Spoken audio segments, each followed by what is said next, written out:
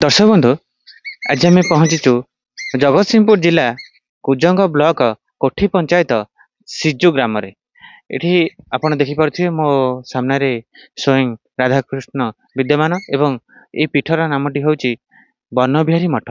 बनबिहारी महापुरुष सीधा सड़क आपण देखिपारुथिबे ए प्रभुଙ୍କ सामने बसिଛନ୍ତି। किंतु ए पीठरे जने भाईना अछंती सहित कथा हेबा। मो भाई को टिके कहबी कैमरा माध्यम रे देखेबे महापुरुष बन बिहारी निजे एटी बसिଛନ୍ତି एवं से अलौकिक दृश्य आपण देखि पारुथिबे। जो भाईना आम सहित जोड़ी होउचंदी तांक सहित आमे आलोचना करबा।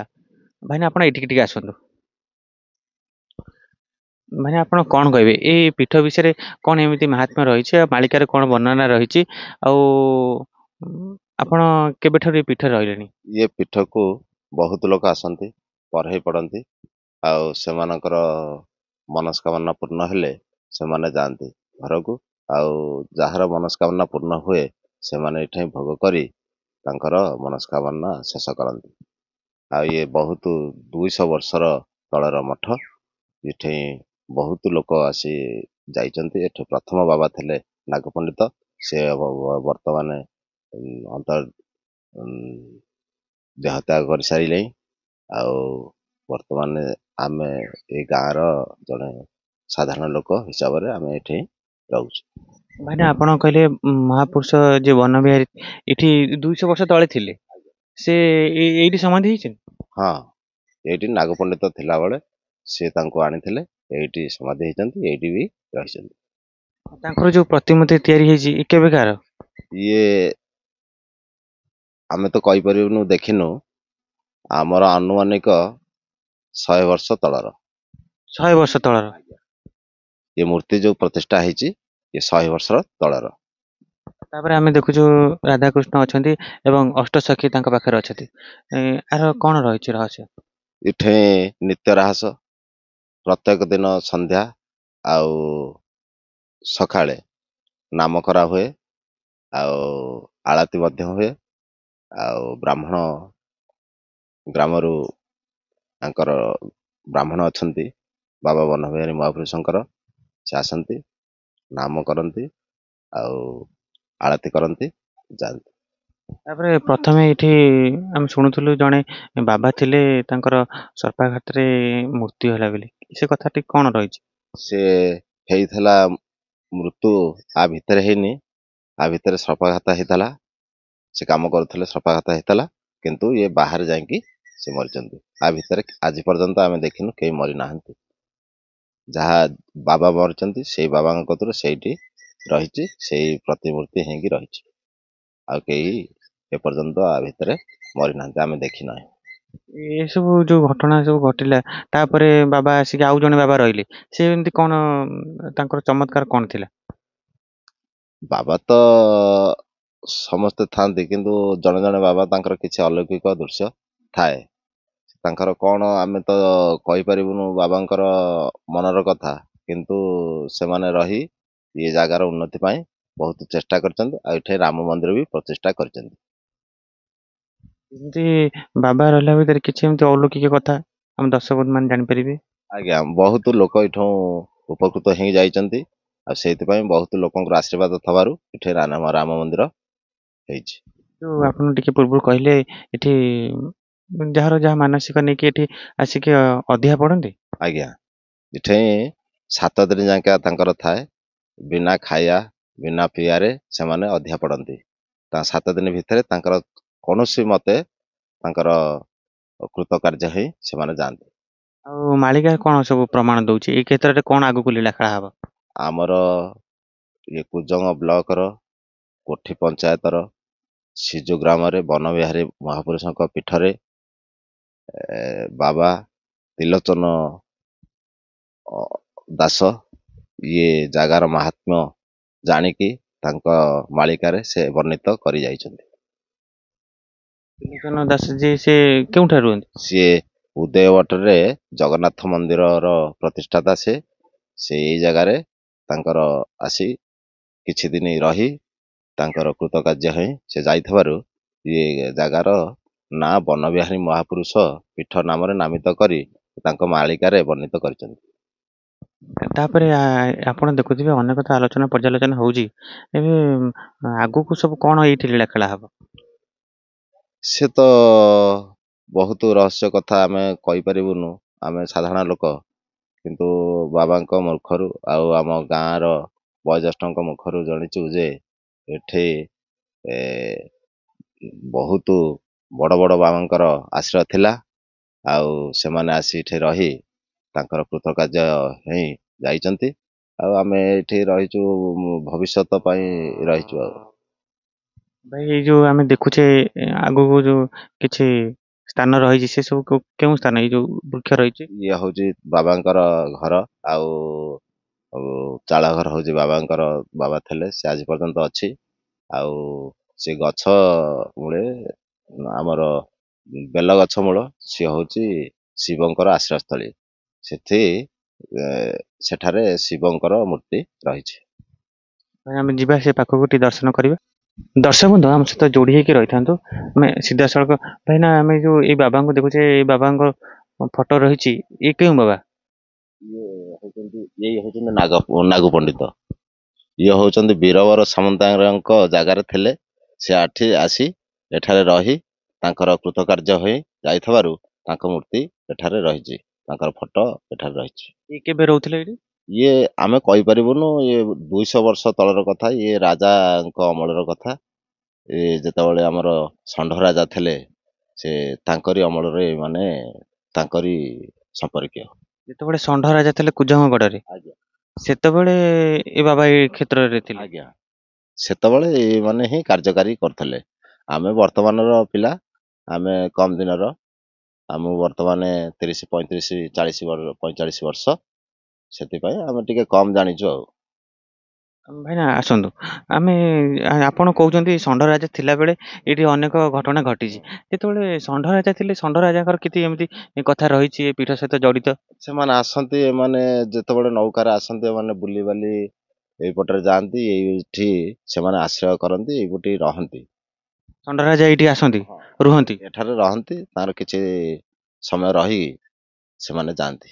ଏଇ ଜାଗାଟା ଥିଲା ସେଇଭଳି ଜାଗା, ଏଠି ରହିବା ପାଇଁ ସୁବିଧା ସେ ଥିଲା। ନୌକାରେ ଆସନ୍ତି ମାନେ ଏଇଠି କଣ ପାଣି ଫାଣି ସବୁ ଚାରିଆଡେ ହଁ ଥିଲା? ହଁ ଏଠାରେ ସବୁ ଆମର ଯୋଉ ମାହାଣା ବନ୍ଧ ଅଛି, ସେଇ ଏ, ଏ, ଜୋରରେ ଆସନ୍ତି, ସେଇ ନଈରେ ଆସନ୍ତି, ଏଠାରେ ରହି ତାଙ୍କର କରନ୍ତି, କାର୍ଯ୍ୟକ୍ରମ କରିକି ସେ ଚାଲିଯାଆନ୍ତି ପୁଣି। ତାହେଲେ ରାଜା ବି ଏ କ୍ଷେତ୍ରକୁ ଆସନ୍ତି, କିନ୍ତୁ ଏଇ ସବୁ ଜଳମଗ୍ନ ଥାଏ ସେତେବେଳେ। ଏଇ ସମୁଦ୍ର ଏଇଠୁ କେତେ କିଲୋମିଟର? ସମୁଦ୍ର ଏଠୁ 7 କିଲୋମିଟର। ମାତ୍ର ଆଜ୍ଞା ମାତ୍ର ସମୁଦ୍ର, ଦର୍ଶକ ବନ୍ଧୁ ଏକ ବଡ କଥା ଯାହା ରହିଛି, ସମୁଦ୍ର ମାତ୍ର 7 କିଲୋମିଟର। ଭାଇନା ଯାହା କହୁଛନ୍ତି ଯେତେବେଳେ ଷଣ୍ଢ ରାଜା ଥିଲେ ସେ ନୌକାରେ ଯେତେବେଳେ ଯିବା ଯିବା ଆସିବା କରନ୍ତି, ସେ ଏଇ କ୍ଷେତ୍ରକୁ ବି ଆସନ୍ତି ଆଉ ଏଠିକି ବିଶ୍ରାମ ନେଇକି ପୁଣି ଫେରିଯାଆନ୍ତି। ସରିଯାଆନ୍ତି।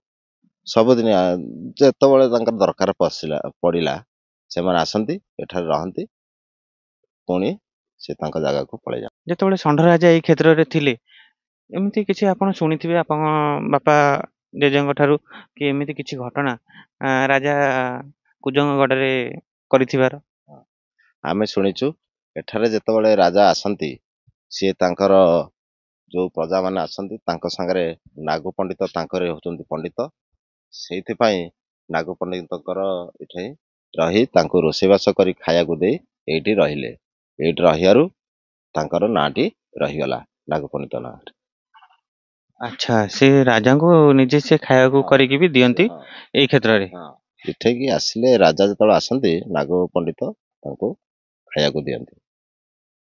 କୁଜଙ୍ଗଗଡ ପାଇଁ କି ରାଜା କଣ ସବୁ କରିଛନ୍ତି? ରାଜା ତ ବହୁତ କିଛି କରିଛନ୍ତି କୁଜଙ୍ଗ ପାଇଁ, କିନ୍ତୁ ଇଏ ମଠ ପାଇଁ ବହୁତ ଚେଷ୍ଟା କରିଥିଲେ। କିନ୍ତୁ ଠାକୁରଙ୍କର ଏଭଳି ସ୍ୱପ୍ନାବତୀ ହେଲା, ଏଠି ଇଟା, ବାଲି, ଗୋଡି, ସିମେଣ୍ଟ ସବୁ ଏଇଠି ଖତ ହେଇଗଲା, କିନ୍ତୁ ଘର ହେଇପାରିଲା ନାହିଁ। ଘର ଆଜି ପର୍ଯ୍ୟନ୍ତ ବି ହେଇପାରୁନାହିଁ ଆ ଭିତରେ।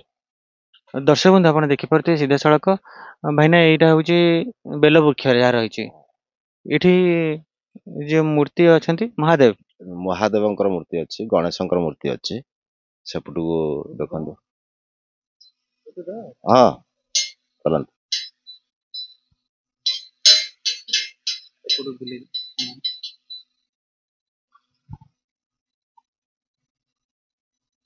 ମାନେ ଆମେ ଯାହା ଦେଖୁଛେ ମହାପ୍ରଭୁ ମହାଦେବ ଏବଂ ଗଣେଶ ଗଣେଶଙ୍କ ପ୍ରତିମୂର୍ତ୍ତି ଆଉ ମହାଦେବଙ୍କ ପ୍ରତିମୂର୍ତ୍ତି ଆମର ରାମ ମନ୍ଦିର ପ୍ରତିଷ୍ଠା ହେଲା ବେଳକୁ ଏ ସବୁ ପ୍ରତିଷ୍ଠା ହେଇଛନ୍ତି।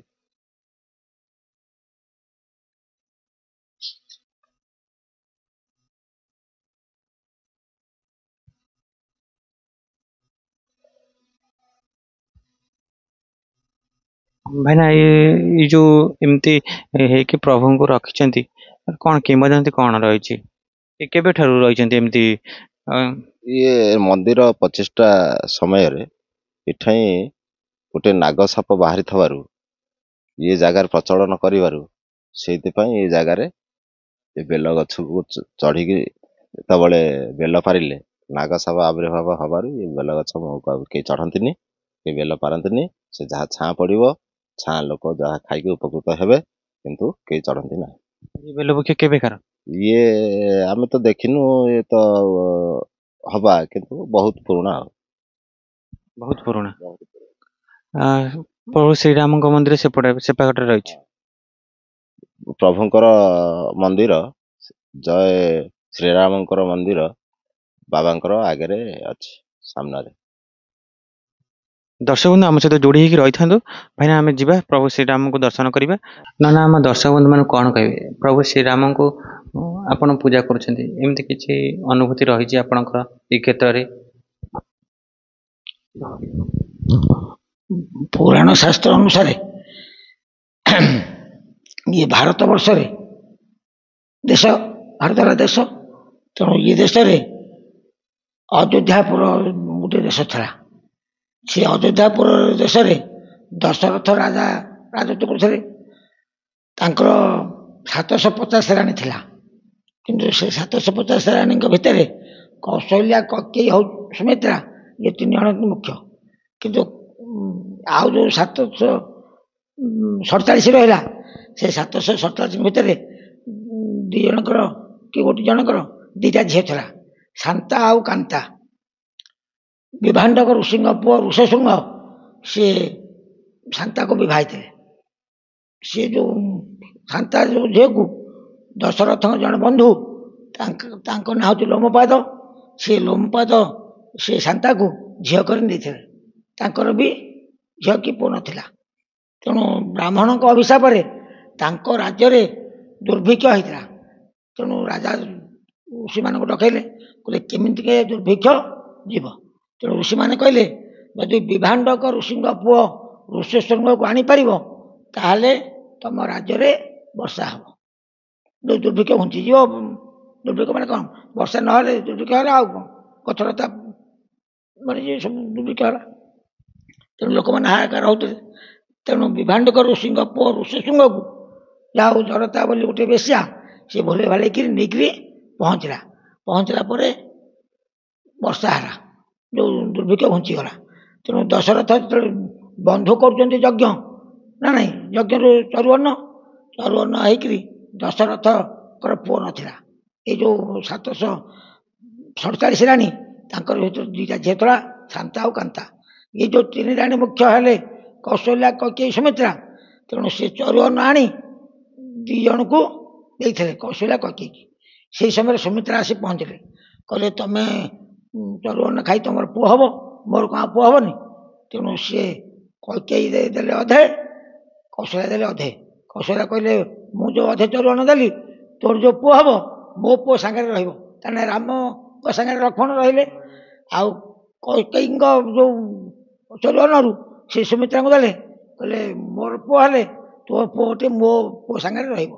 ତେଣୁ କୈକେୟୀଙ୍କର ହେଲେ ଭରତ, ଯେଉଁ 2 ପୁଅ ହେଲେ ସୁମିତ୍ରାଙ୍କର, ଲକ୍ଷ୍ମଣ, ଶତ୍ରୁଘ୍ନ।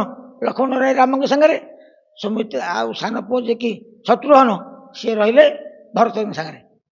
4 ଭାଇ ହେଇଥିଲେ। ଯାହା ହଉ ସେ ତାଙ୍କରି ବଂଶ ଅଯୋଧ୍ୟାପୁର ଗଲା।